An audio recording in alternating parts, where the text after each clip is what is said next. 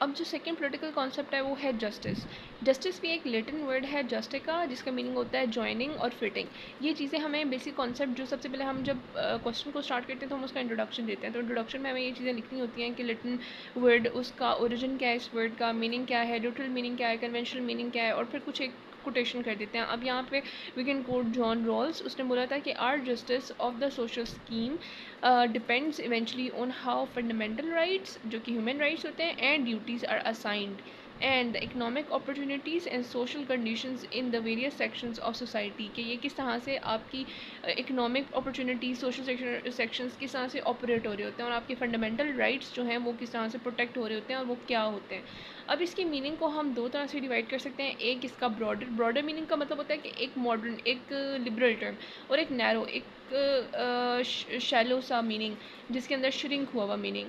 Broader concept में हम कहते हैं कि जस्टिस इज़ इटर्नल और एब्सोल्यूट कॉन्सेप्ट, कि सारा का सारा कॉन्सेप्ट जो है वो जस्टिस ही है, इसका ना कोई ओरिजिन है, ना ही कोई इसका फॉलोअर है। जस्टिस एक इटसेल्फ एक पूरा कॉन्सेप्ट है।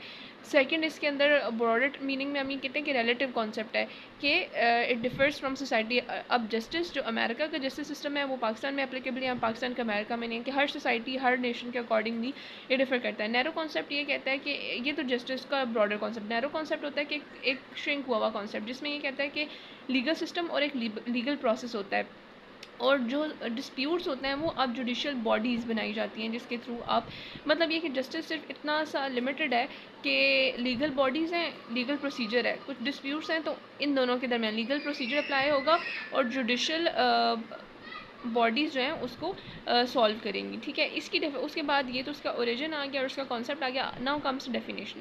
डेफिनेशन में हम बार्कर की डेफिनेशन को कोट कर सकते हैं कि justice is the reconciler and the synthesis of political values. It is their union in an adjusted and integrated whole के, जिसमें सारे के सारे कॉन्सेप्ट आ जाते हैं। सो अब जो जस्टिस की टाइप्स हैं, काइंड्स हैं, there are 5 kinds of justice. Legal justice, जिसको हम कहते हैं जो कि लॉ से प्रोटेक्ट हो, ये एक नैरो कॉन्सेप्ट है कि एक लीगल प्रोसीजर है, उसको आपने फॉलो करना है, कोर्ट्स हैं जो कि आपके लीगल प्रोसेस का पार्ट होती हैं।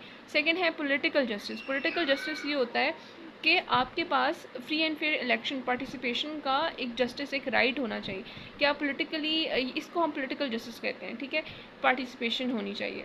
सोशल जस्टिस, जिसके अंदर कोई डिस्क्रिमिनेशन ना हो based on your religion, your cast, your colour, your creed. ठीक है। फोर्थ है इकोनॉमिक जस्टिस, कि आपके पास इक्वल पेज हों, जो बेसिक पे का सिस्टम है सबके लिए इक्वल, उसके अंदर डिस्क्रिमिनेशन ना हो, इक्वल इकोनॉमिक अपॉर्चुनिटीज़ होनी चाहिए।